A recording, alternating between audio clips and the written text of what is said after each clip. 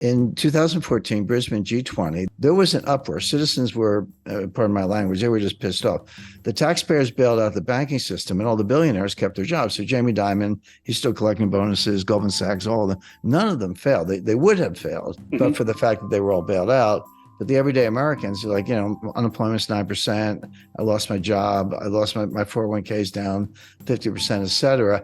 So there was a political reaction to that. So in Brisbane in 2014, they came up with not the bailout theory, but the bail-in theory.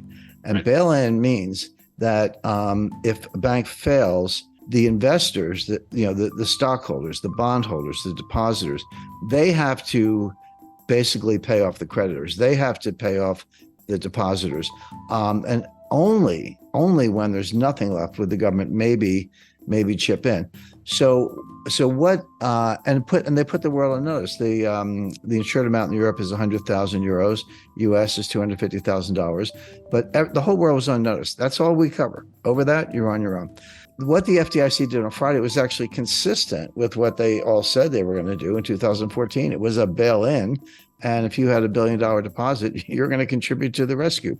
Within 48 hours, they did a 180-degree turn. They completely blew away the $250,000 insurance limit. They said, we're guaranteeing all the deposits, multi-billion-dollar deposits. By the way, a dirty little secret about what happened at the White House. I said that, the Silicon Valley billionaires were all crying about all these little startups and all this stuff. The truth is, a lot of what Silicon Valley Bank was financing was green technology, but they were in the White House sweet spot by saying green, and they were. That was actually what they were financing. Everyone thinks, oh, somebody's working on an app. They weren't apps. They was like battery power. So they get bailed out. At the same time, on Sunday night, now we're talking March 12th, they closed another bank, which was Signature Bank. Something about S, Silvergate, Silicon, Signature, all the S's were going down. Now, Signature Bank was another interesting case, which was Barney Frank was on the board of Signature. And if that name rings a bell, just think of Dodd-Frank. Dodd-Frank, 2010, 1,000-page legislation. I know I met Barney. I know Chris Dodd very well. That was supposed to solve all the problems of the 2008, 2009 financial crisis, et cetera. Here, the author of the bailout legislation is on the board of the bank, and his bank gets shut down. Well, what's up with that? They bought government bonds. And when interest rates went up from 10-year note, treasury note yield to maturity went from 1 3/4 to 4, all those bonds lost 80% of the value. That's what happens on long duration bonds. Bond math is simple: rates up, price down, vice versa. Well, the rates were up, the price was down. So they were underwater and insolvent, and they got shut down. So Barney Frank's out whining the next day. He's like, hey, yeah, but that's true of every bank in the country. There's not a bank out there that didn't load up on treasury bonds at 1 3/4. They're all underwater. They're all insolvent. And by the way, the Fed announced a facility, but basically what they said was, if you're a member bank and you have treasury securities that are where the mark-to-market value is below par, so you paid 10 million, but they're only worth 8 million. And that was the case across the board. So they get trillion dollars or more of bonds that were in that category. You can deliver them to us, and we will lend you for 1 year the face value. So you're putting up 80 cents of collateral, but you're getting a 100-cent loan. I said, I got a 15-year-old car. Will you lend me what I paid for it? Because it's a lot more than it's worth now. But that's what they did. So now my head's spinning. I'm like, well, I get all this stuff, but I'm like, oh, so you just guaranteed every deposit in the banking system without limit, and you just guaranteed every treasury bond at par value without limit.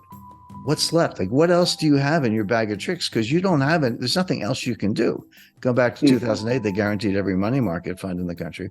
So, but here's Barney Frank whining, hey, yeah, my bank was in trouble, but so was every bank in the country. Why did you whack me and give all these guys a pass? Well, the answer is Signature Bank was another crypto bank. It had a portal called Signet, and Signet was a portal to the crypto world. And that's why they whacked it. Notice they whacked 2 crypto banks. Everyone's asking Janet Yellen, it's like, wait a second, what just happened? You guaranteed every deposit in the banking system. And she's like, well, no, not really. It's only if you're systemically important. And you're like, okay, could you please define systemically important so we can tell? Because we're getting our money out of all the banks that are not. And the truth is, you can't, because the system is so densely interconnected. And this is why they say financial contagion. I mean, it's a metaphor, but actually the mathematics of a viral spread. We just went through a pandemic, but this has been true, for as long as it's been studied. The mathematics of viral contagion are identical to the mathematics of financial contagion. The equations are the same, the way it spreads. And of course, Janet Yellen can't define systemically important. Number one, they try, but they can't. Number two, I don't care how small you are. If you're a small bank and there's a run, the guy across the street, he's getting his money out of that bank. And again, it's like COVID. It's like it just keeps going until the system collapses, which means by definition, just by the dynamics, there's no such thing as a bank that's not systemically important, because they're all connected. Even the little banks are borrowing from the big banks, et cetera. So Janet Yellen hemmed and hawed and didn't have a good answer. She never does. She's not that bright. And so there we are. So the Fed has guaranteed every bond at par value, even if you're worth 20% less. And the FDIC has guaranteed every deposit. And Janet Yellen can't give you a good definition of what's covered and what isn't. Okay. Now a week goes by. What's on tap for the next weekend? Again, Friday night press release, shotgun wedding, Credit Suisse and UBS. Now you're talking to big guys. These are two of the biggest, oldest banks in the world. I think Credit Suisse had been around since the 1870s, maybe, and I'm not sure about UBS, but they were the two biggest banks in Switzerland. So Credit Suisse fails, and they get taken over by UBS. Okay. And now everyone's like, oh, what's next? Who's next? And there's a list. I'll go through it in a minute. What factors come into play? How can I think about whether a bank is likely to fail or not, regardless of whether they're getting bailed out? And there are two metrics that are really good. One is look at the ratio of uninsured deposits to total deposits. If that number is more than 30%, you're a sitting duck. And in Silicon Valley's case, it was 97%. They were 97% uninsured. So a little local bank that's got, I'll say 30% uninsured and 70% insured, they're very unlikely to have a bank run. Most of those customers are like, hey, I'm covered. I'm good. I got 100,000 in the bank. All good. But when you're up north of 30, certainly north of 50, 70, 80, 90, you're an accident waiting to happen. Yeah. The other metric is total assets. So there really are too big to fail banks. Doesn't mean they can't fail, but it means they're 100% guaranteed to get bailed out. And that list is well known. So who's too big to fail? Like, you can put your money in, they can screw up really badly, and you're not going to get hurt as a depositor. JP Morgan Chase, Wells Fargo, Goldman, the usual suspects, Goldman Sachs, US Bancorp, Capital One, TD, State Street, Citi, B of A, Morgan Stanley, PNC Financial, Bank of New York Mellon, Truist Financial, and BMO Harris. They're the giants, okay? Right.